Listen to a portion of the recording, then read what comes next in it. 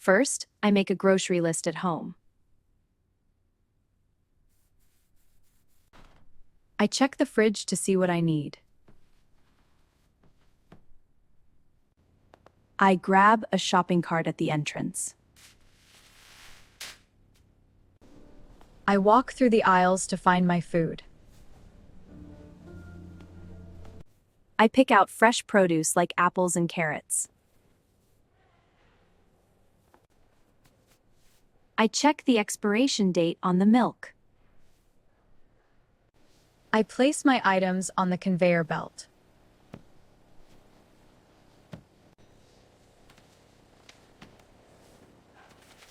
The cashier tells me the total. I pay with my credit card at the terminal. I put my groceries into reusable bags.